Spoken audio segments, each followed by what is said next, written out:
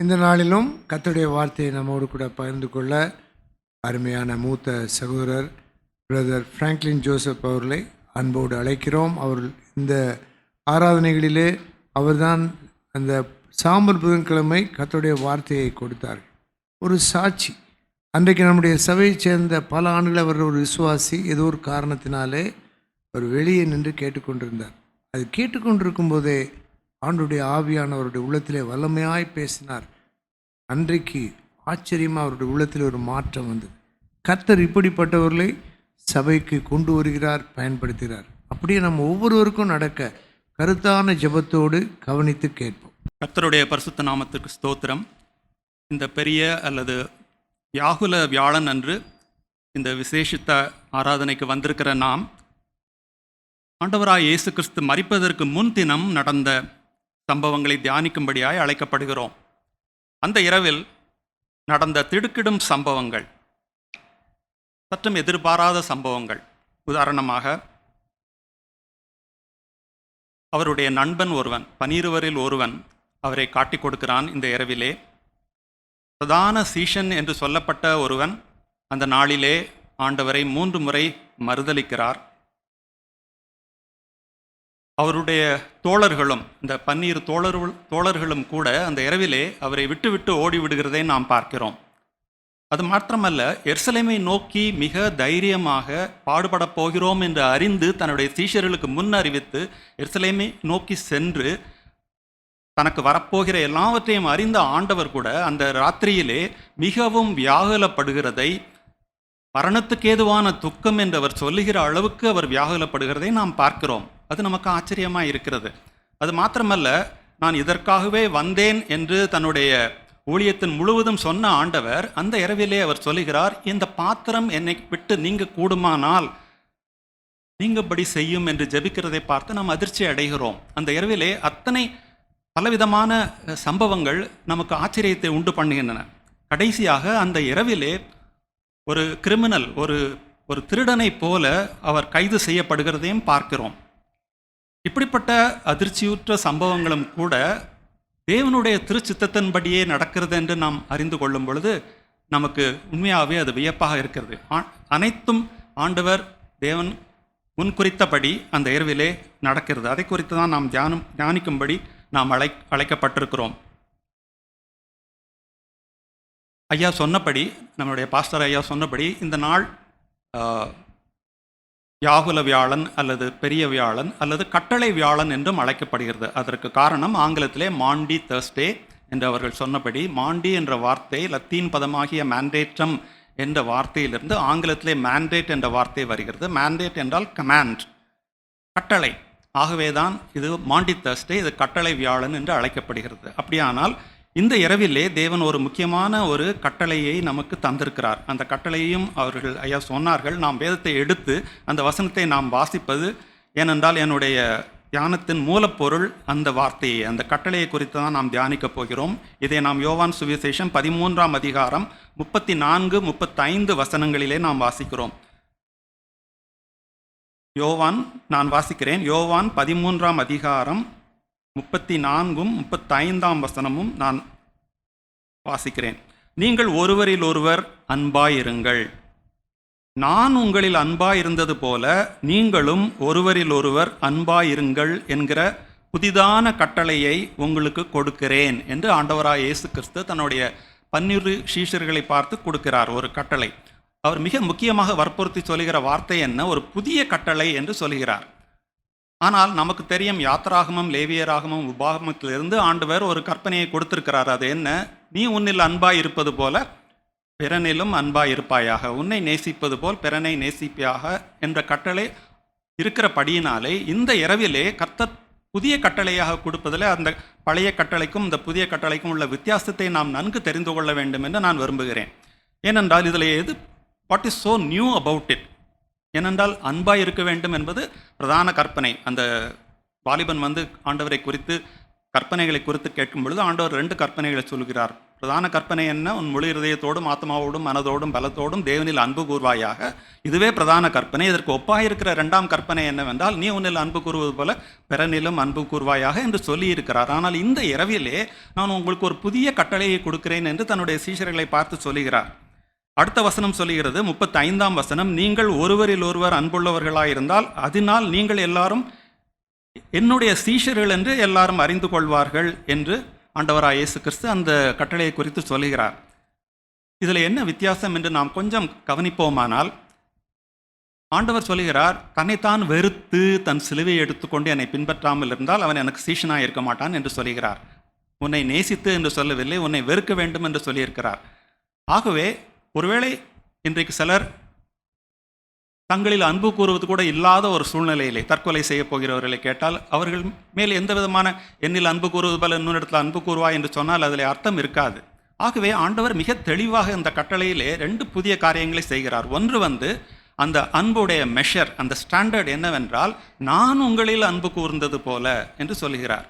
இரண்டாவது, பிறனிடத்தில் அன்பு கூறுவாயாக என்று சொல்லவில்லை, ஒருவரில் ஒருவர், அதாவது இந்த குடும்பத்திற்குள், இந்த பாடி ஆஃப் பிலீவர்ஸ், இந்த இயேசுவின் அங்கமாகிய சரீர அங்கங்களாகிய நமக்குள்ளே இப்படிப்பட்ட ஒரு விசேஷித்த அன்பு காணப்பட வேண்டும். அந்த அன்பு எதற்கு சமமாக இருக்க வேண்டும் என்றால், ஆண்டவராக இயேசு கிறிஸ்து நம்மில் பாராட்டின அந்த அன்பை போல இருக்க வேண்டும். அவ்வளவாய் நீங்கள் ஒருவரில் ஒருவர் அன்பு கூற வேண்டும். ஆகவே தான் இது ஒரு புதிய கட்டளை. ஆகவே இதை நாம் கொஞ்சம் ஆழ்ந்து சிந்தித்தால் நமக்கு இந்த இரவிலே பிரயோஜனமாக இருக்கும் என்று நினைக்கிறேன். சொன்ன ஆண்டவர் அவர் தன்னுடைய சீஷர்களிலே எவ்வளவாய் அன்பு கூர்ந்தார் என்பதையும் அவர் காண்பிக்கிறார். எப்படி காண்பிக்கிறார்? அடுத்த நாளிலே, அந்த புனித வெள்ளி அன்று, அவருடைய அன்பின் சிகரமாகிய உச்சக்கட்டமாகிய அவர் கல்வாரி சிலுவையிலே தொங்குகிறது தான் அந்த உச்சக்கட்டத்தின் அன்பு. ஆனாலும் கூட அதற்கு முந்தின இரவிலே அநேக காரியங்களை நான் உங்கள் முன் வைக்க விரும்புகிறேன். அதன் மூலமாய் எவ்வாறு ஆண்டவராய் இயேசு கிறிஸ்து தன்னுடைய சீஷர்கள் மேல் அவர் வெளிப்படுத்தி காண்பித்த அன்பை நாம் தியானிக்க, ஆகவே அவரை பின்பற்றி அதே அன்பை நாம் மற்ற கிறிஸ்தவர்கள், மற்ற விசுவாசிகள் ஒருவரில் ஒருவர் அன்பாய் இருப்பதற்கு அது நமக்கு ஒரு மாடல் ஆக இந்த இரவிலே நமக்கு வைக்கப்பட்டிருக்கிறது. அது ஒரு பக்கம். இயேசுவானவர் எப்படி அந்த சீஷர்களிடத்தில் அன்பு கூர்த்தார் என்பது நாம் பார்க்க போகிறோம். ஆனால் அந்த சீஷர்கள் அந்த அன்புக்கு பாத்திரவான்களாய் இருந்தார்களா என்று பார்க்க வேண்டும். பாத்திரவான்களாய் இருந்தார்களா? நிச்சயமாக இல்லை என்று நாம் அறிவோம். எப்படி அறிவோம் என்றால், நான் ஆல்ரெடி சொன்னபடி அவர்களில் ஒருவன், அவரோடு 3 வருஷங்கள் அவரோடு இருந்த அந்த யூதாஸ் காரியோத்து 30 வெள்ளிக்காசுக்காக ஒரு தவறும் செய்யாத அவ்வளவு அன்பாயிருந்த ஆண்டவரை காட்டிக் கொடுக்க அவன் தீர்மானித்து விட்டான். அது ஒன்று. மற்ற 11 பேரும் யோக்கியர்களா என்று பார்த்தால் நிச்சயமாக இல்லை. ஏனென்றால் பிரதானமான சீஷன் என்று சொல்லப்பட்ட பேதுரு, இந்த பேதுருவை குறித்து ஆண்டவர் யோவான் 1ஆம் அதிகாரத்திலே பார்க்கும் பொழுது என்ன சொல்கிறார்? உன்னுடைய பேர் சீமோன், ஆனால் இனி நீ கேபா என்னப்படுவாய் என்று சொல்கிறார். கேபா என்றால் அரமைக் லாங்குவேஜ். அதிலே பாறை, கல் என்று அர்த்தம். கற்பாறை. He will be like a rock என்று ஆண்டவராய் இயேசு கிறிஸ்து அவனை பார்த்த உடனே சொல்கிறார், நீ கேபா என்னப்படுவாய் என்று சொல்லி அழைக்கப்பட்ட அந்த சீஷன், அவனே பிரதான சீஷன். அநேக காரியங்களை நாம் பேதுருவை குறித்து பார்க்கிறோம். உதாரணமாக மத்தேயு 16ஆம் அதிகாரத்திலே ஆண்டவர் தன்னுடைய சீஷர்களை பார்த்து சொல்கிறார், நீங்கள் என்னை யார் என்று சொல்லுகிறீர்கள் என்று கேட்கிறார். அப்பொழுது உடனே பதில் சொல்லுகிறது யார்? இந்த பேதுரு. என்ன சொல்லுகிறான்? நீர் ஜீவனுள்ள தேவனுடைய குமாரனாகிய கிறிஸ்து என்று தெளிவாக சொல்லுகிறார். உடனே ஆண்டவர் அதை பாராட்டி சொல்லுகிறார், இதை உனக்கு மாம்சம் வெளிப்படுத்தவில்லை, என்னுடைய பரமபிதாவே உனக்கு வெளிப்படுத்தி இருக்கிறார். அப்படிப்பட்ட வெளிப்படுத்தலை பெற்ற பேதுரு. இன்னொரு இடத்திலே யோவான் 6ஆம் அதிகாரம், அந்த அதிகாரத்திலே அநேகர் இயேசுவை பின்பற்றி வருவதை விட்டுவிட்டு அவரை விட்டு போய்விடுகிறார்கள். அப்பொழுது இயேசுவானவர் தன்னுடைய 12 சீஷர்களை பார்த்து கேட்கிறார், நீங்களும் போய்விட மனதாய் இருக்கிறீர்களோ என்று கேட்கிறார். பதில் கொடுத்தது யார்? பேதுரு. என்ன சொன்னான்? ஆண்டவரே, நாங்கள் யாரிடத்தில் போவோம்? நித்திய ஜீவ வசனங்கள் உம்மிடத்தில் உண்டே. நீர் ஜீவனுள்ள தேவனுடைய குமாரனாகிய கிறிஸ்து என்று நாங்கள் விசுவாசித்தும் அறிந்தும் இருக்கிறோம் என்று சொன்ன பேதுரு. இன்னொரு இடத்துல பேதுரு என்ன சொல்லுகிறார்? எல்லாவற்றையும் விட்டுவிட்டு நாங்கள் உம்மை பின்பற்றினோமே, எங்களுக்கு என்ன கிடைக்கும் என்று சொல்லுகிறார். எல்லாவற்றையும், தன்னுடைய மீன் தொழிலை மட்டுமல்ல, எல்லாவற்றையும் விட்டுவிட்டு நாங்கள் இயேசுவை பின்பற்றின அந்த பேதுரு. அந்த இரவிலே அவர் என்ன சொல்லுகிறார்? நான் உமக்காக என் ஜீவனையும் கொடுப்பேன், நான் உமக்காக மரிக்கவும் ஆயத்தமாயிருக்கிறேன் என்று சொன்ன பேதுரு.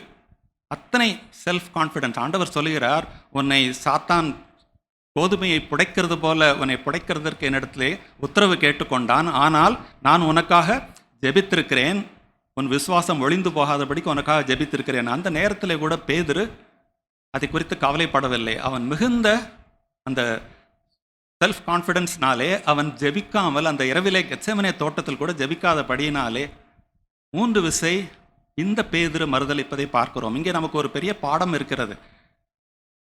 நிற்கிறேன் என்று சொல்லுகிற ஒருவனும் விழுந்து விடாதபடிக்கு எச்சரிக்கையாயிருக்க கடவன் என்று பவுல் அப்போஸ்தலன் எச்சரிக்கிறார். இப்படிப்பட்ட பேதுரு கூட நான் அவரை அறியேன் என்று சொல்கிறார். அந்த மனுஷனை அறியேன் என்று சொல்கிறார். இன்னொரு இடத்துல ஜீவனுள்ள தேவனுடைய குமாரனாய கிறிஸ்து என்று அறிக்கையிட்ட பேதுரு அந்த மனுஷனை நான் அறியேன் என்று சொல்லக்கூடிய அளவுக்கு ஒரு வீழ்ச்சி அந்த இரவிலே காணப்படுகிறது.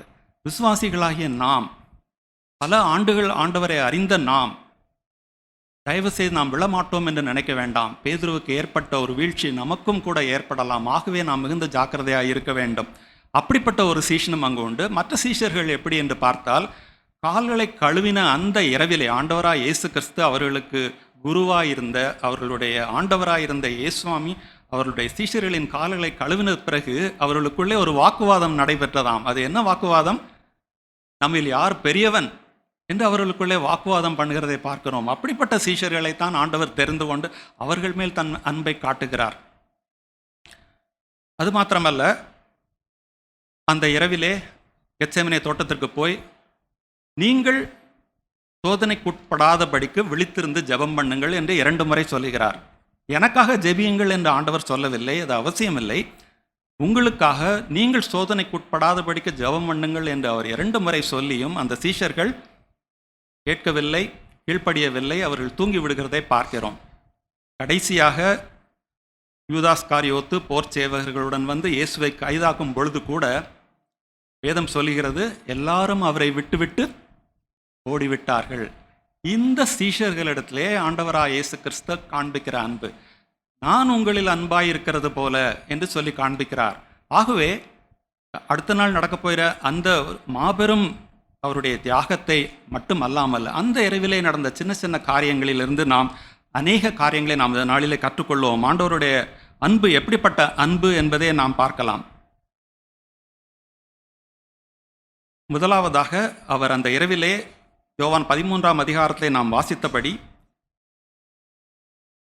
சீஷர்களுடைய கால்களை அவர் கழுவுகிறார். அவர் ராஜாதி ராஜாவும் கர்த்தாதி கர்த்தாவுமாய் இருந்தும் கூட தன்னுடைய மேல் வஸ்திரத்தை கழற்றிவிட்டு ஒரு வேலைக்காரனுடைய ஒரு சீலையை போல் அவர் கட்டிக்கொண்டு முழங்கால் படியிட்டு ஒவ்வொருவருடைய கால்களை ஆண்டவராய் இயேசு கிறிஸ்து கழுவுவதை நாம் பார்க்கிறோம்.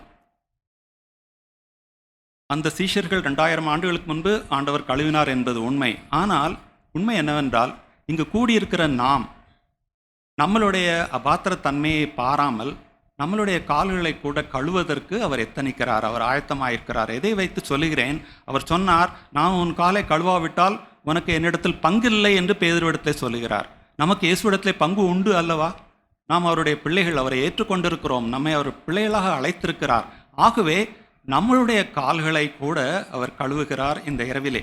அதற்கென்று அவர் முழங்கால் படியிட்டு தன்னுடைய வஸ்திரத்தை கழற்றி வைத்து நம்மளுடைய கால்களை கழுவார். இது மிகுந்த ஒரு நெருக்கமான பாசத்தை காண்பிக்கிற அன்பு. இதைத்தான் முதலாவதாக நான் உங்களுக்கு சொல்ல விரும்புகிறேன்.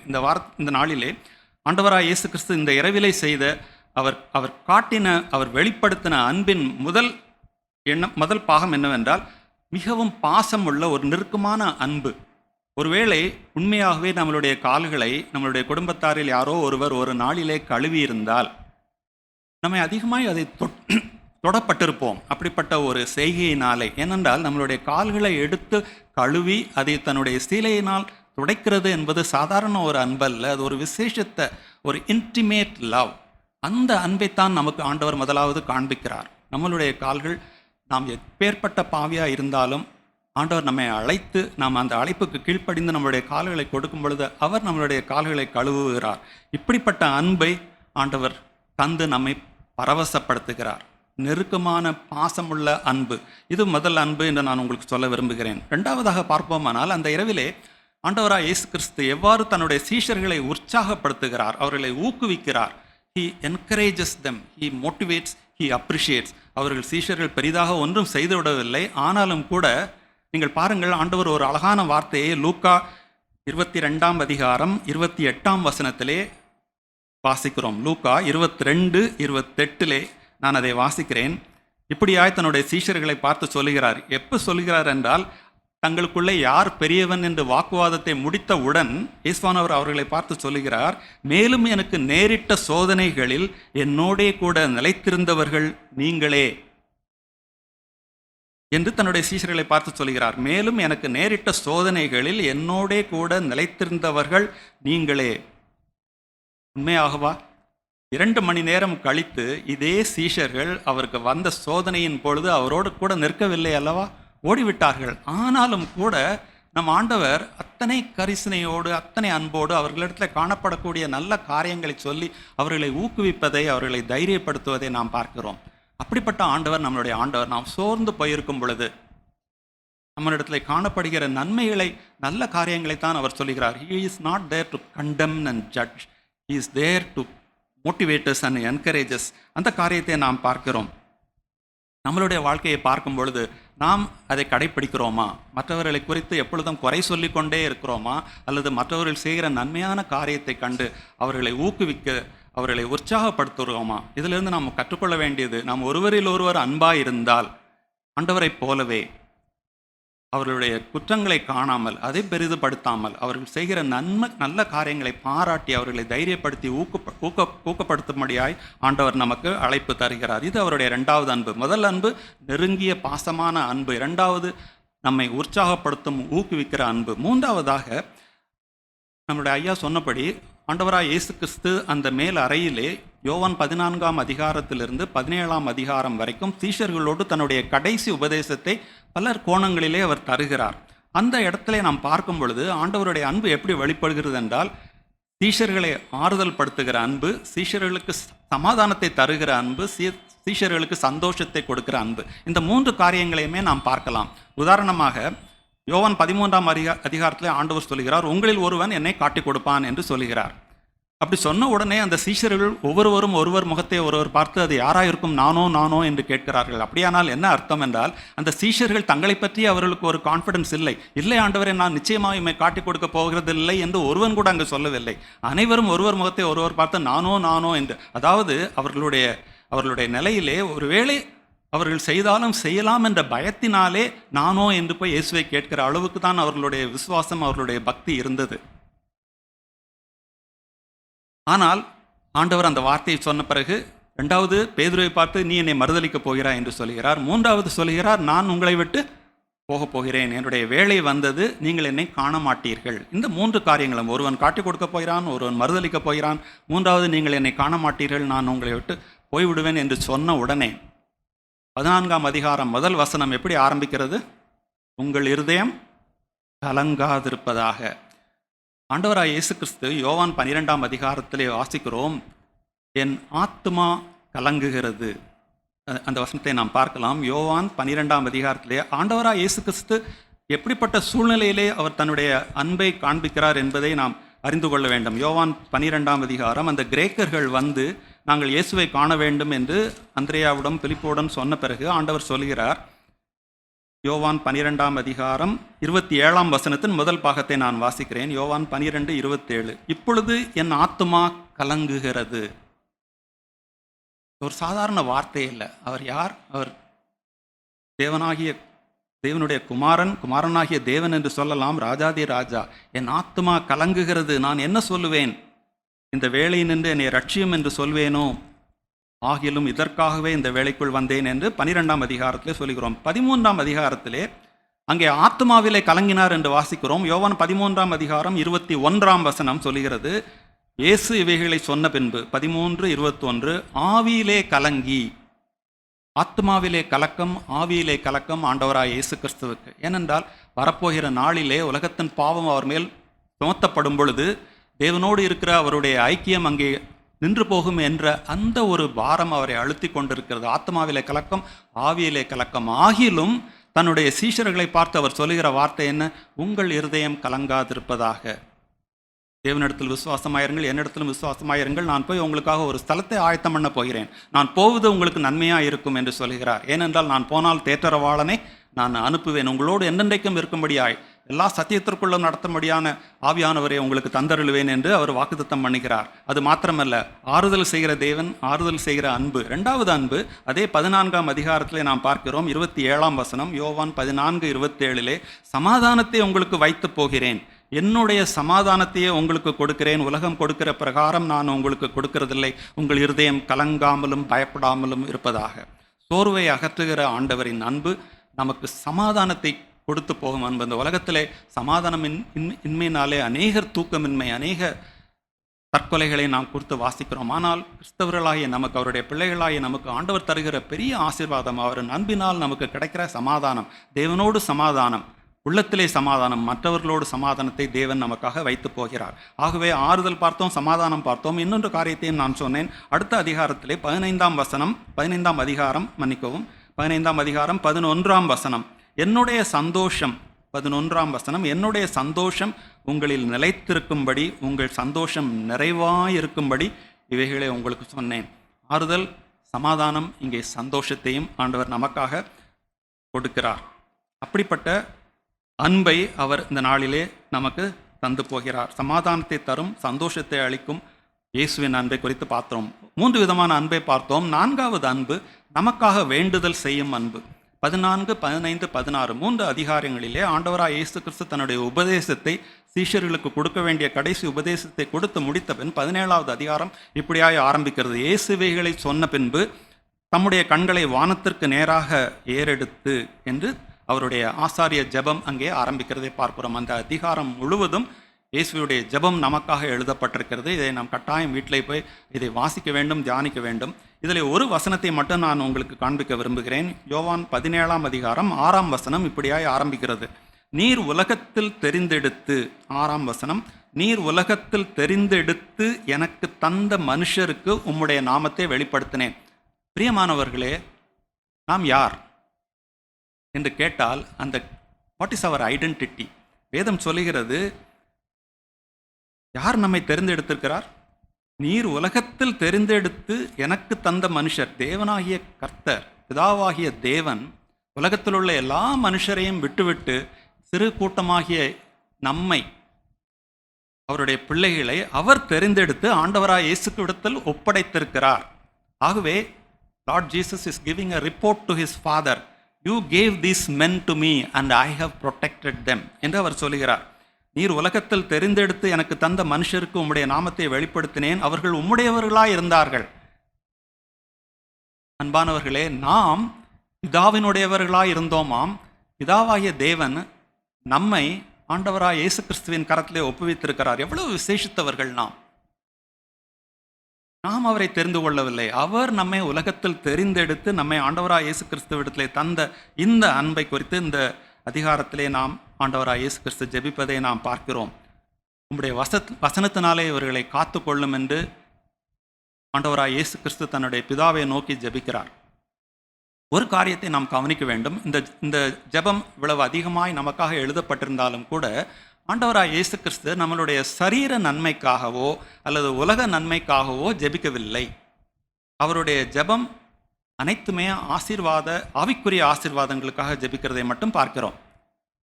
பவுலப்போஸ்தலன் கூட அநேக ஜெபங்கள் தன்னுடைய நிருபங்களிலே நமக்காக எழுதி வைத்திருக்கிறார். உதாரணமாக எபேசியர் 1ஆம் அதிகாரம், எபேசியர் 3ஆம் அதிகாரம், பிலிப்பியர் 1ஆம் அதிகாரம், 2 தெசலோனிக்கர் 1ஆம் அதிகாரங்களிலே சிறு சிறு பவுலப்போஸ்தலனுடைய ஜெபங்கள் நமக்காக எழுதப்பட்டிருக்கிறது.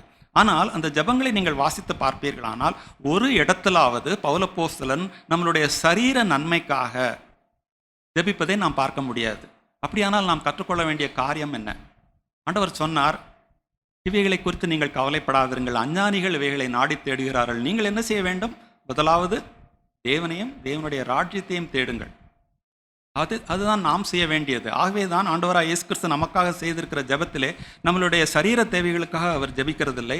இது நமக்கு ஒரு பாடமாக நாம் எடுத்துக்கொள்ள வேண்டும். நாமும் மற்றவர்களுக்காய் ஜெபிக்கும்படி அழைக்கப்பட்டிருக்கிறோம். சீஷர்களுக்காய் ஜெபித்து தன்னுடைய அன்பை வெளிப்படுத்தி காண்பிக்கிற இயேசு கிறிஸ்து அந்த நேரத்தில் மாத்திரமல்ல, இன்றைக்கும் பிதாவினுடைய வலது பார்சத்தில் அவர் என்ன செய்து கொண்டிருக்கிறார்? உங்களுக்காகவும் எனக்காகவும் பரிந்து பேசிக் கொண்டிருக்கிறார். அவருடைய ஜெபம் தொடருகிறது. யாருக்காய் ஜெபிக்கிறார்? உங்களுக்காய், எனக்காய், கிருபாசன தண்டையிலே நமக்காய் ஜெபிக்கிற ஆண்டவர். இப்படியாய் ஜெபித்து நம்மளிடத்தில் அன்பை வெளிப்படுத்தின இயேசு கிறிஸ்துவின் அன்பு நமக்கும் இது ஒரு முன்மாதிரியாக வைத்து போயிருக்கிறார். நாம் சக கிறிஸ்தவர்களுக்காய், சபையின் விசுவாசிகளுக்காய், ஊழியக்காரர்களுக்காய், மற்றவர்களுக்காய் ஜெபிக்கும்படியாய் அழைக்கப்பட்டிருக்கிறோம். ஏனென்றால் இந்த கடைசி நாட்களிலே பொல்லாத பிசாசு தேவனுடைய சபைக்கு விரோதமாய் போராட்டங்களை கொண்டு வந்திருக்கும் பொழுது நாம் ஜெபத்திலே மற்றவர்களை, ஊழியர்களை, திருச்சபையை தாங்குவது நம்மளுக்கு கடமையாக இருக்கிறது. ஆகவே 4 அன்பை பார்த்திருக்கிறோம். 5வது அன்பு பாதுகாக்கும் அன்பு என்று நான் சொல்ல விரும்புகிறேன். பாதுகாக்கும் அன்பு.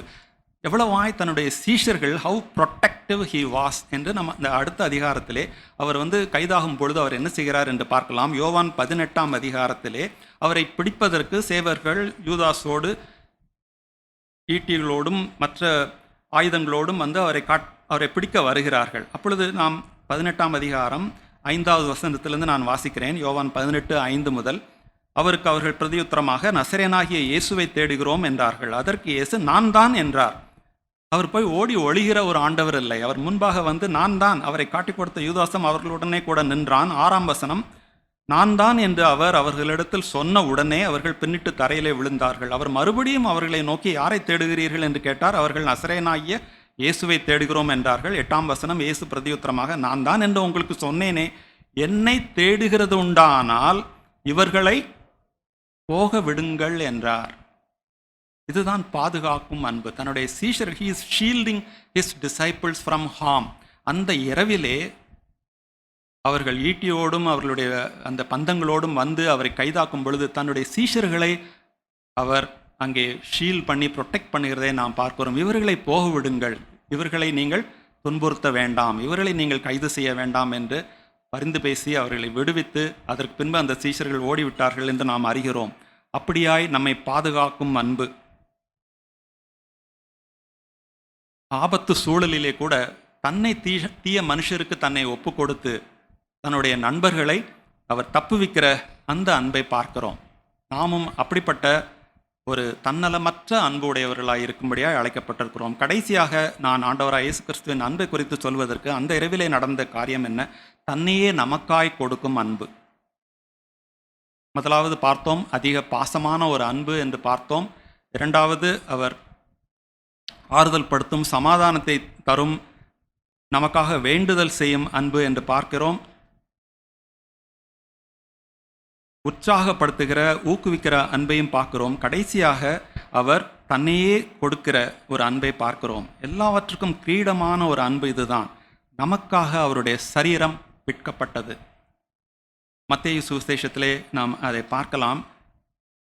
தன்னுடைய சரீரம் நமக்காக விற்கப்பட்டு அந்த அப்பத்தை அவர் கொடுக்கிறார். மத்தேயு 26ஆம் அதிகாரம் 26 வசனம் முதல்ல 3 வசனங்கள் நான் வாசிக்க விரும்புகிறேன். மத்தேயு 26 1ஆம் வசனம் முதல், மன்னிக்கவும், மத்தேயு 26:26. அவர்கள் போஜனம் பண்ணுகையில் இயேசு அப்பத்தை எடுத்து ஆசீர்வதித்து அதை பிட்டு சீஷர்களுக்கு கொடுத்து, நீங்கள் வாங்கி புசியுங்கள் என்று அழைக்கிறார். இந்த இரவிலே கூட ஆண்டவராய் இயேசு கிறிஸ்து நொறுக்கப்பட்ட தன்னுடைய சரீரத்தை அவர் நமக்கு கொடுத்து அவர் சொல்லுகிற வார்த்தை, நீங்கள் வாங்கி புசியுங்கள், இது என்னுடைய சரீரமாக இருக்கிறது. அடுத்த நாளிலே அவருடைய சரீரம் நொறுக்கப்பட போகிறது. எதற்காக? உங்களுக்காகவும் எனக்காகவும்.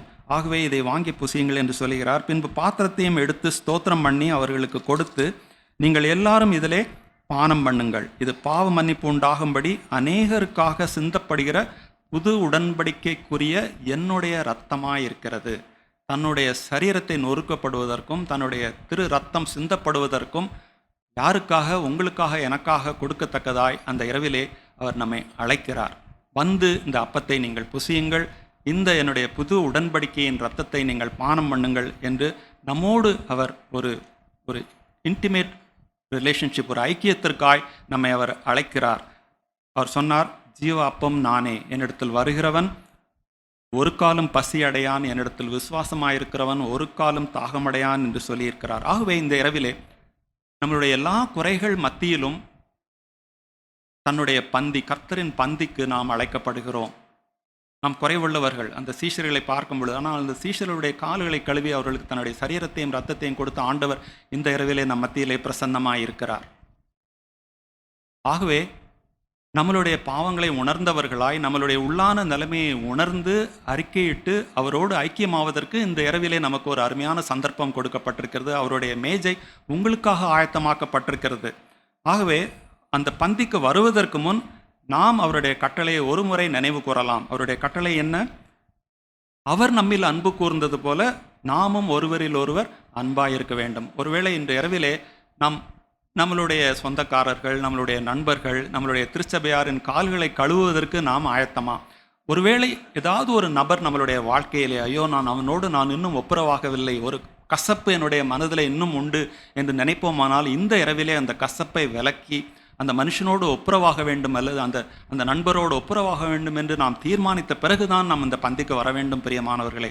ஏனென்றால் ஆண்டவர் கொடுத்த முக்கியமான கட்டளை, புதிய கட்டளை. நீங்கள் ஒருவரில் ஒருவர் அன்பாய் இல்லாவிட்டால் இந்த கர்த்தரின் பந்தியிலே வந்து பங்கெடுப்பது நமக்கு எந்த விதமான ஆசீர்வாதத்தையும் கொடுக்காது.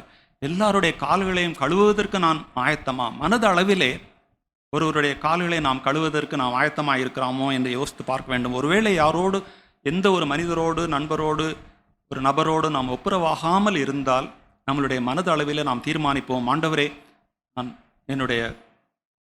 நான் இந்த ஆராதனை முடிந்தவுடன் அவரோடு ஒப்புரவாகுவதற்கு வேண்டிய எல்லா முயற்சிகளையும் நான் செய்வேன்.